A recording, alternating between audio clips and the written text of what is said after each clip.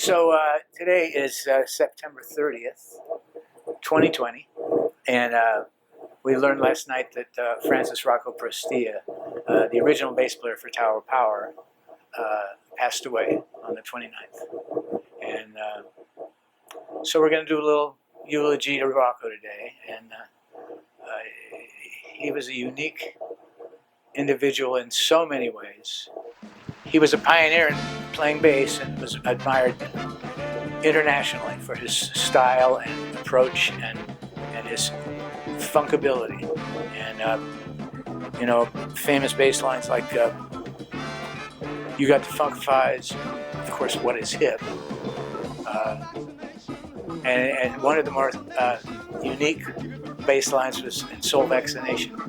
Of course, I go back to Tower of Power because I'm an original number 2. And so that's how I met Rocco, is when I joined the band. And like I said, he was a unique individual. He's quirky, highly opinionated, and a little ornery, but, a lovable guy. Not really a bad bone in his body. Jaco Pastorius used to come and sit in with us at the bottom line, and it was always really cool because Jaco would kind of just walk onto the stage, and Rocco just immediately just took his bass off and handed it to him, and Rocco, and it usually was on "What Is Hip?" But I remember one time that we played there so many years, and we played there 4 or 5 nights a week. It was a great club in the village, and that happened.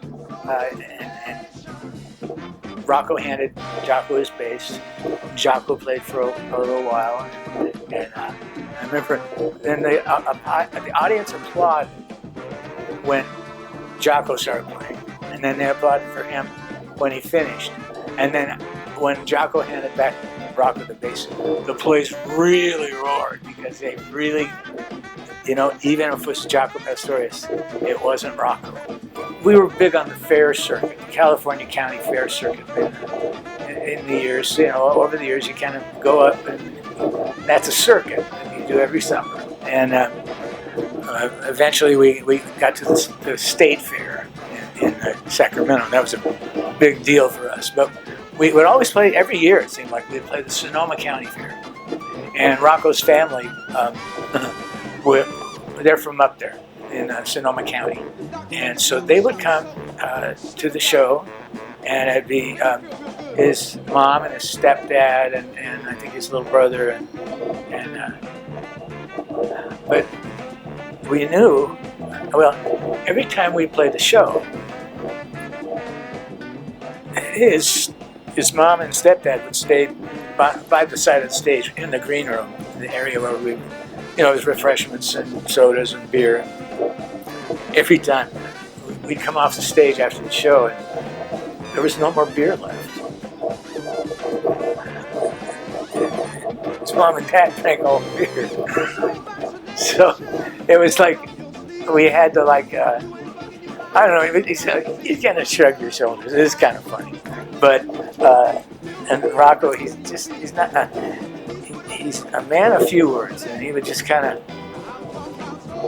he wasn't going to bust it. He had a real raspy voice. He talked like this. And so there's nothing he could do. The beer was gone, so what we're going to do? So that was a funny Rocco story, even though Rocco wasn't in the story. It was kind of an idiosyncrasy of his world. One time we were playing a club in New Haven, Connecticut called Toad's Place, and we always stayed at the Holiday Inn across the street from the Church's Fried Chicken place. And the club was about a 2.5 block walk, which we would walk.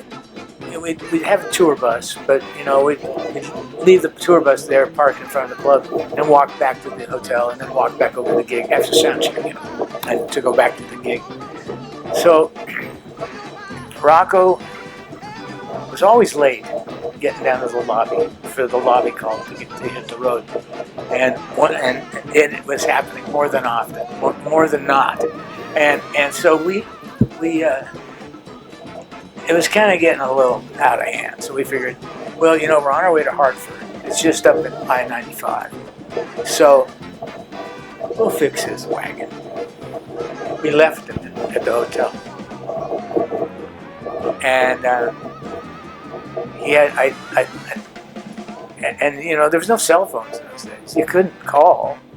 It was, you know, he had to figure out his thing. And so you know, because trains are, East Coast trains are just all the time. He took a train to Hartford, out with all his luggage and his bass and everything like that. And he was mad as a wet hen, but he never did it again. Another time but in between the drive one afternoon from New Haven to Hartford, this is in the day when that game Trivial Pursuit was really big. And we had a box of the game on the bus. And it was, I think it was me, the road manager, Alan Lawler, and Emilio and Rocco. And you know, you pick up a card and you read the card and you're supposed to guess what that thing is. I couldn't play the game if my life depended on it. Now I've forgotten it, but the story is really crazy. Rocco picks up a card, and they're teams. I think it's Mimi and Rocco and Alan Lawler and myself. So Rocco reads his card. What mobster climbed the Empire State Building in a 1930s movie? Mobster.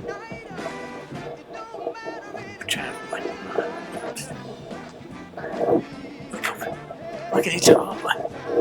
What mobster? And he read it again. What mobster climbed the Empire State Building in a 1930s movie?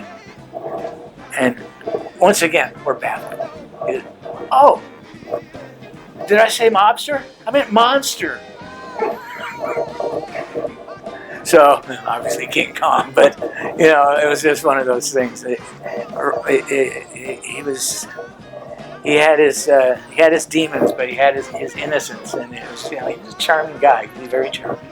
Like I said, he was very, very individual. You know, he danced to the beat of a different drummer, as they say, and maybe that's why he had so much syncopation and a concept. You know, he didn't read music.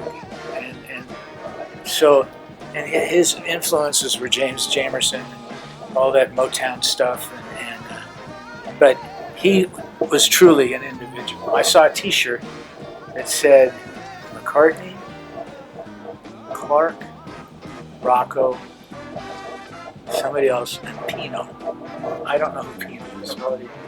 Yeah, that's right. Yeah. Anyway, it was a T-shirt, a great T-shirt. I just saw it on Facebook today, and I thought, wow, that's really a great tribute to being in that company, but it's true.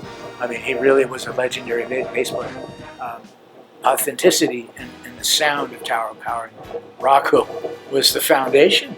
You know, he that's just the part of it. You know, that was everything was important, but his role was just as important as anybody else's, and even more because it was the bass. You know, you can spell bass two ways. So he was the BASS and the BASE, you know. So it's a hell of a band in heaven today, you know.